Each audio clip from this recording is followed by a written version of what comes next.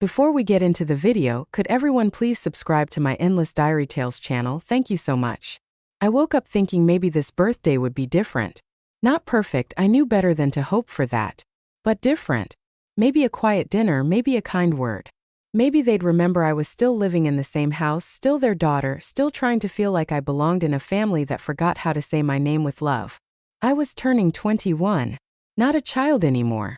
Not that I ever really got to be one. But I still held on to this stubborn, aching hope that they might say something soft that day. Anything. Instead, no one spoke to me that morning. I made coffee, folded the blanket I'd left on the couch the night before, took out the trash. The usual chores they expected done without asking. I thought maybe they're just pretending not to notice. Maybe it was all a setup, some surprise. Maybe they were waiting until dinner to say happy birthday, or pull out a gift they had hidden away. By noon, I had made myself a small cake from a box mix. No candles. Just the cake. It was the same one I used to beg my mom for when I was little. She hated how sweet it was. But I didn't care. I liked how it made the whole kitchen smell like warmth. I put it in the fridge. Around 4 in the afternoon, my dad came home. Walked in, dropped his keys on the counter, and nodded in my direction. No words. No, how was your day? No, happy birthday. Just silence. My mom followed half an hour later. She was dressed for something. Hair done, lipstick perfect, like she had somewhere to be. She walked right past me as I was sitting at the dining table, scrolling through my phone, trying not to look like I was waiting for anyone to care. It was 5:58 p.m. when they called me into the living room. My dad stood near the door. My mom was beside him, arms crossed. They didn't ask me to sit down. Listen, my dad said. You've been here a long time. I blinked. I live here. You're an adult now, he said, as if I hadn't already been working part-time and paying for my own groceries for months. My mom chimed in. It's time for you to figure things out. On your own. My voice caught. You're kicking me out? On my birthday. They looked at each other. Something passed between them. Maybe guilt. Maybe not. Then my dad stepped aside. And I saw them. 2 bags. One was my overnight duffel. The other, a garbage bag tied at the top, full of clothes. Already packed. Already waiting. You'll figure it out, my mom said. Everyone has to grow up sometime.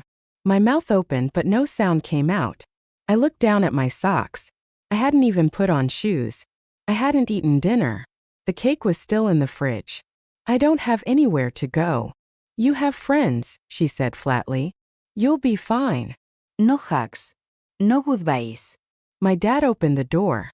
It was cold outside. I picked up my bags, walked out, and they closed the door behind me. That was the moment I stopped being their daughter. Not because I wanted to, but because they made it clear. I was never really theirs to keep. I sat on the front steps for almost an hour before it sank in. The first 20 minutes I didn't move. I didn't cry. I didn't text anyone. I just stared at the cracks in the concrete below my feet and listened to the faint sounds inside the house. The hum of the fridge, the clink of silverware, the sound of my parents moving on. Like I had never been there. Like I hadn't just been shoved out the door on the one day I thought maybe, just maybe, I'd matter. At some point, the porch light flicked on. It caught the edge of the garbage bag they'd packed for me. The one sagging with half-folded shirts and shoes I hadn't worn since high school. They didn't even give me a suitcase. Just that. Plastic. Disposable. It was getting colder. My hands started to shake, not just from the weather. My phone was at 9%. I thought about calling Maya, my old roommate. We hadn't spoken much lately, not since I moved back home to save money during school. What a joke that turned out to be. I stood up slowly, brushed gravel from the back of my jeans, and turned toward the window by the front door. The lights were still on. I could see the dining room table, the one we never sat at together anymore. The cake I had made was still in the fridge. Untouched. That's when I saw it. The curtain shifted. Just slightly. Enough to reveal my mother's eyes behind it. She was watching me. Not crying. Not second-guessing. Just watching. And then she smiled. Not wide. Not cruel. Just a small, self-satisfied smirk. The kind of look someone gives when they think they've finally done what needed to be done. I stepped back, stunned.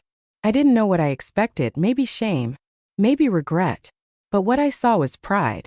As if this had been the plan all along. As if they hadn't just hurt me. As if they'd won something. I felt something crack inside my chest. Not heartbreak. Not yet. This was something different. Colder. Sharper. A sense of knowing. Because that smile, it wasn't new. I'd seen it before. When I brought home good grades and they asked why it wasn't an A+. When I paid part of the bills and they called it just rent. When I told them I was struggling and they told me to toughen up. They had always been waiting for me to fail, so they could say they were right. This wasn't about pushing me to grow. It was about control. And now that I wasn't under their roof, they assumed they had it all. But they'd made one mistake. They left everything in my name. Maya didn't ask questions when I showed up with 2 bags and a look that said, "Don't make me explain yet." She cleared the futon in her studio apartment and handed me a pillow that still smelled like lavender dryer sheets. "You're staying as long as you need," she said. Just like that. No drama. No judgment. The first night I couldn't sleep. I stared at the ceiling fan turning slow and steady above me. The room was quiet except for the occasional honk outside and Maya's light snoring in the next room. My body ached from carrying everything I owned in 2 trips up the stairs. But it wasn't just my back or my legs. It was something deeper. Like my bones had been pushed out of place by people who were supposed to protect me. I got up around 3 a.m. and started digging through the duffel. Looking for comfort. Something familiar. A letter, maybe. A photo. But most of what they packed were mismatched clothes and old notebooks.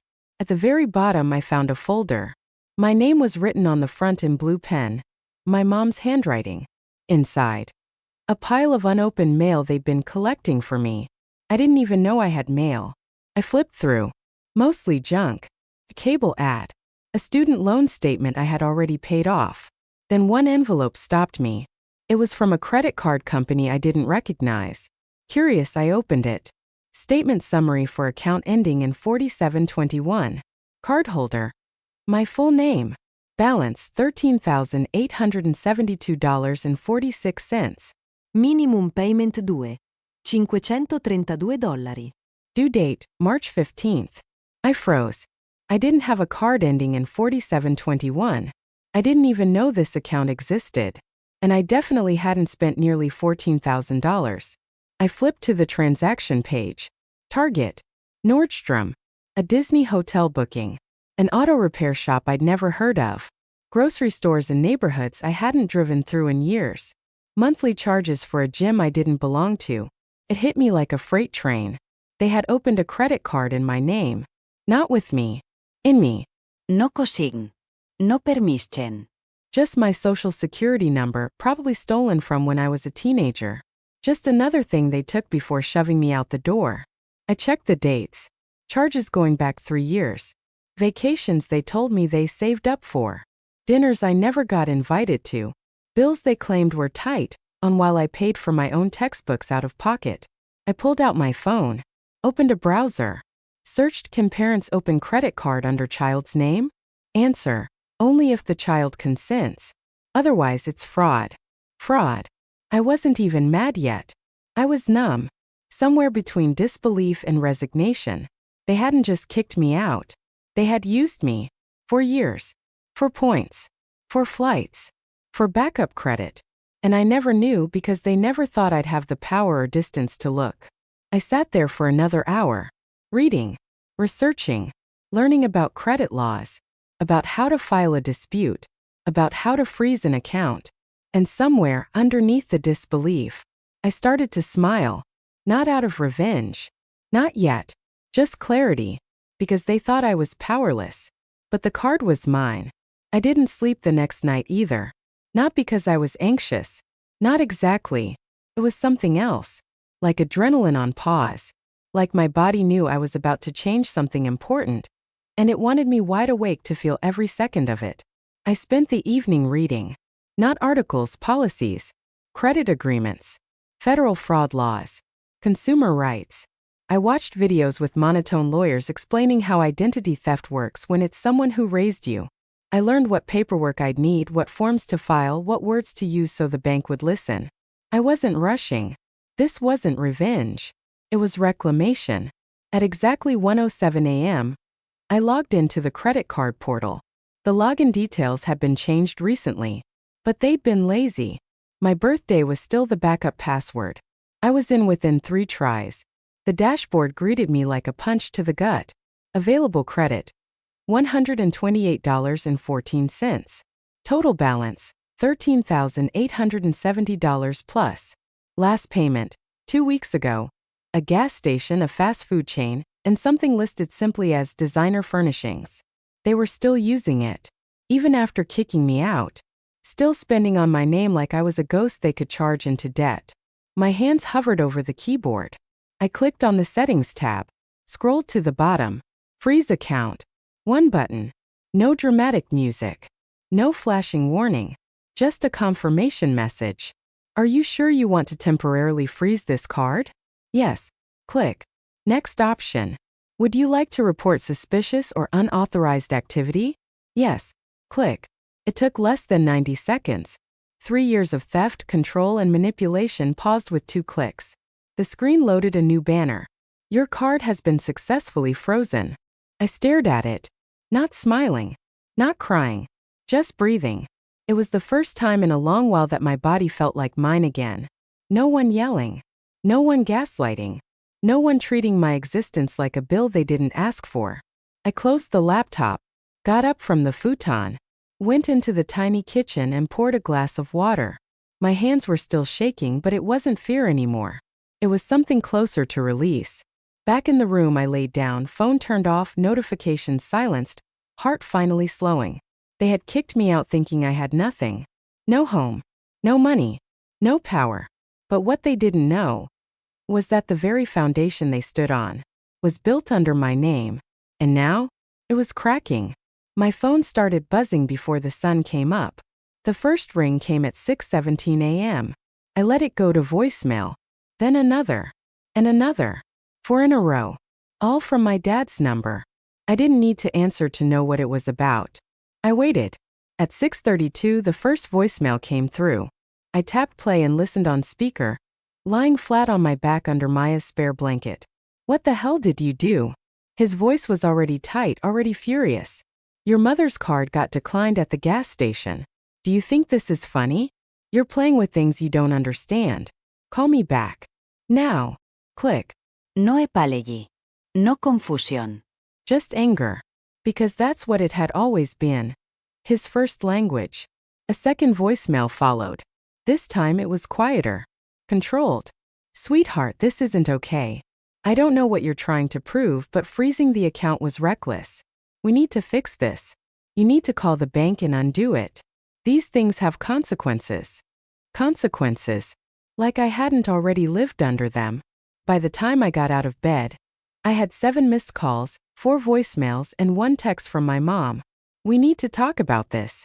You're being childish. Childish. For freezing a credit card they opened in my name.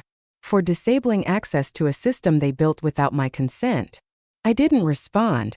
I walked to the corner store and bought myself a coffee with a debit card that actually belonged to me. And I waited. By noon the text turned frantic. Your mother was humiliated at the store today. Her card got declined twice in front of everyone. We can't get groceries. The power bill is linked to that card. You're really going to let the lights get shut off? Yes, I was. Because every item in that house, the wine fridge, the imported candles, the ridiculous bathroom chandelier, was funded by years of stealing from me. They thought they were smart, clever, that I'd never check the mail, never check the numbers, never check myself. But they forgot something. I wasn't a little girl anymore. I wasn't desperate for their approval.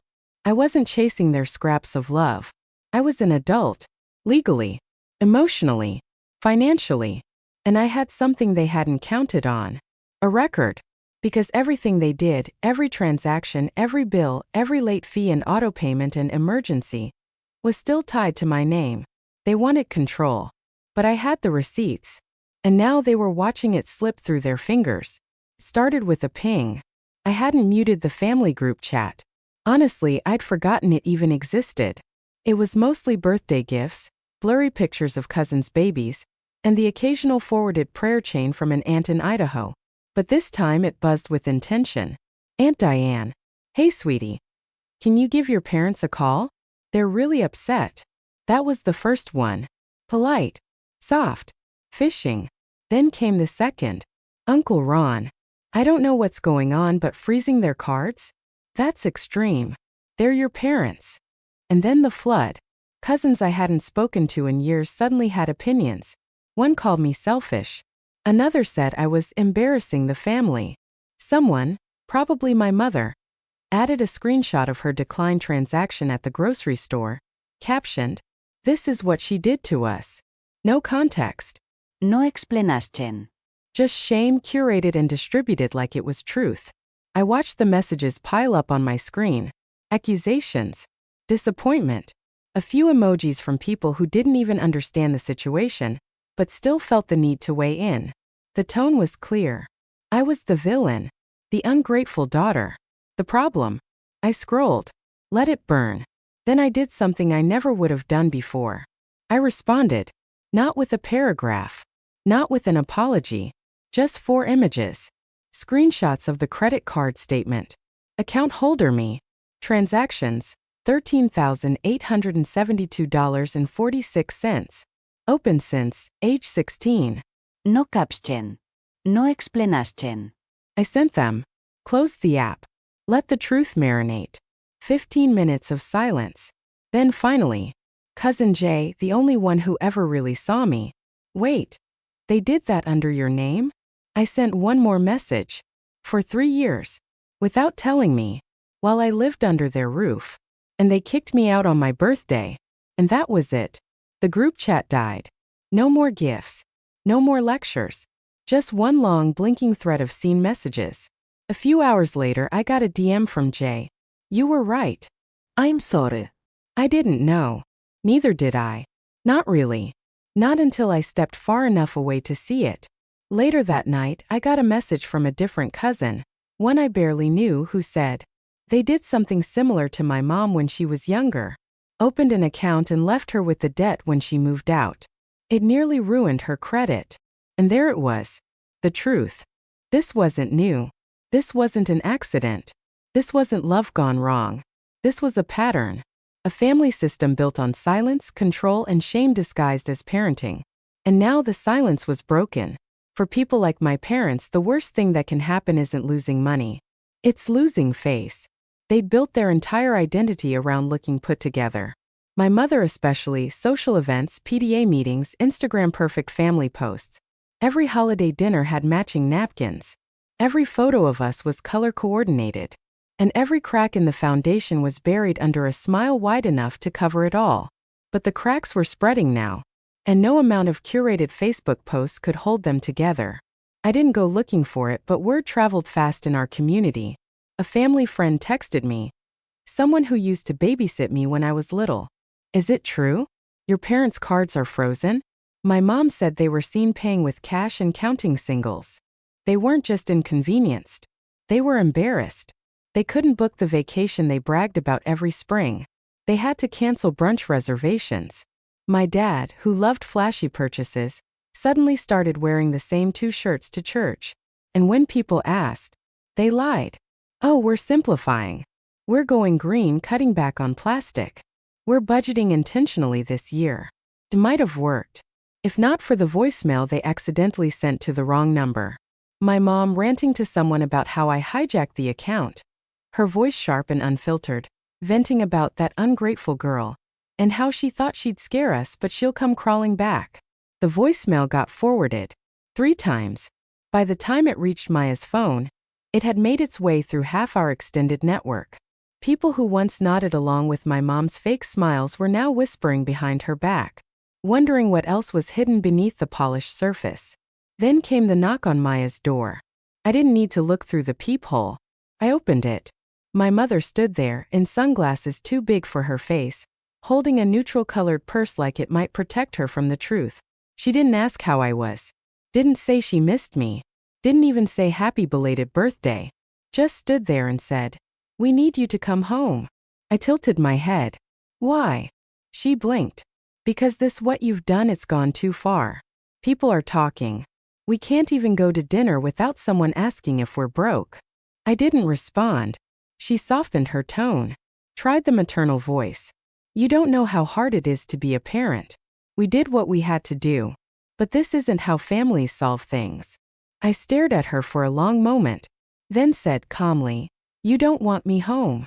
You want your credit line back. Her lips pressed into a thin, pale line. You don't mean that, she said. But I did. Because I wasn't their backup plan anymore. I wasn't the daughter they could leverage like a financial cushion. I wasn't the silent girl at the dinner table, hoping for a crumb of approval. I was done. I stepped back and closed the door. She didn't knock again. It didn't happen all at once.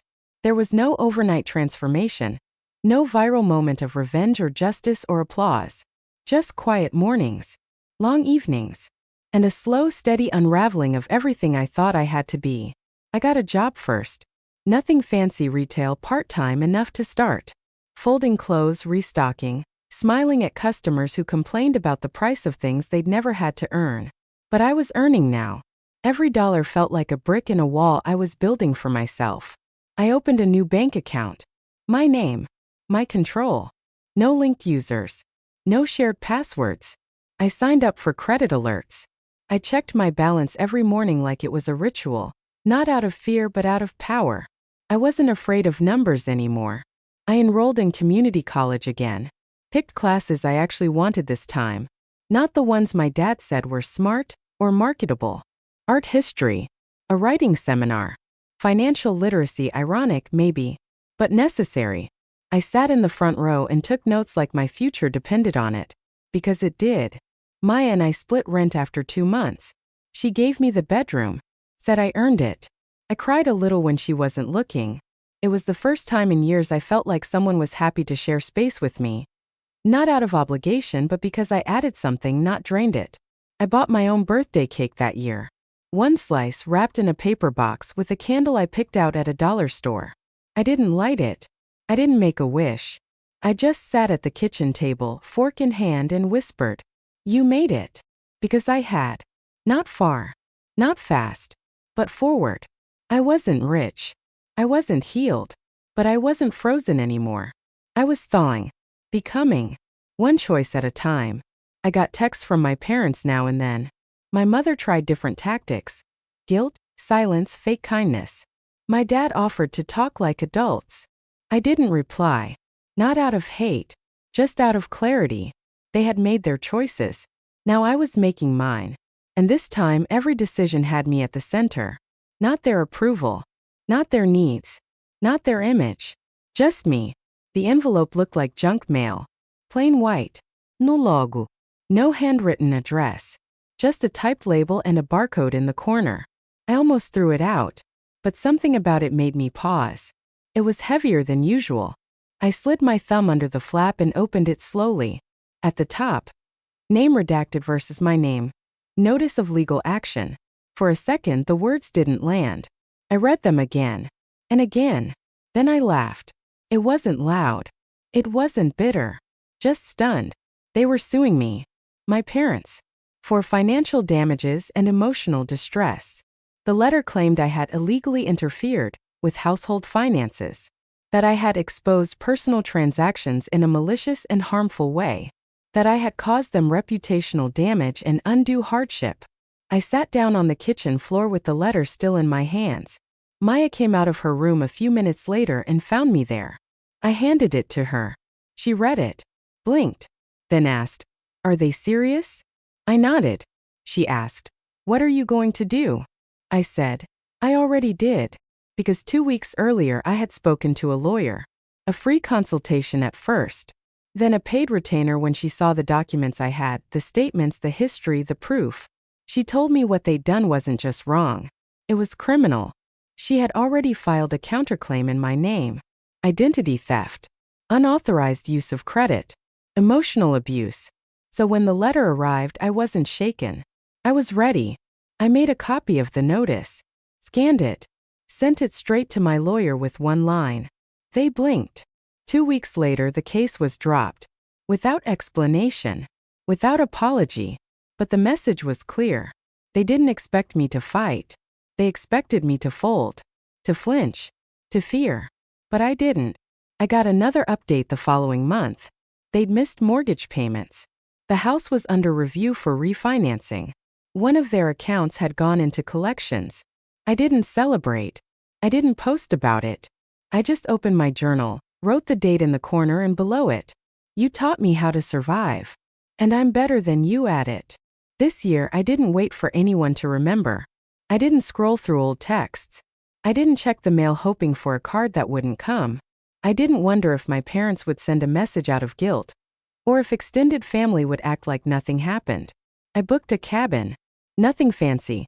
Just a small quiet space tucked near the edge of a lake 2 hours outside the city. It had a window that faced the sunrise, a tiny kitchen, and a bookshelf full of titles I hadn't read. I brought one bag, a journal, a sweater, one candle, and a cake.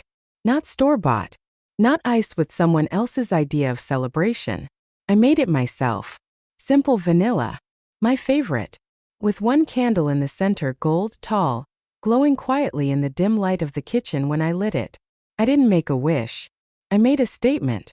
I sat down at the table, looked at the flickering flame and whispered, "Happy birthday to the girl who saved herself." No audience. No decorations. No fake smiles or forced hugs or gifts given with strings attached. Just me. Still standing. Still mine. The phone buzzed around noon. A message from my mother. "Happy birthday. Hope you're well." No punctuación. No worms. No attempt to repair what she'd broken. I read it once. Deleted it. Because this day wasn't hers anymore. It wasn't theirs. It belonged to the girl they underestimated. The girl they used, then tossed aside. The girl who froze their cards and didn't blink when their lives unraveled. The girl who learned to sign her own lease, cook her own meals, choose her own peace. And now, the girl who finally chose herself. I took a bite of cake, lit a fire in the little hearth, opened my journal and wrote the only thing that mattered. I survived. And I will do more than survive now. I will live.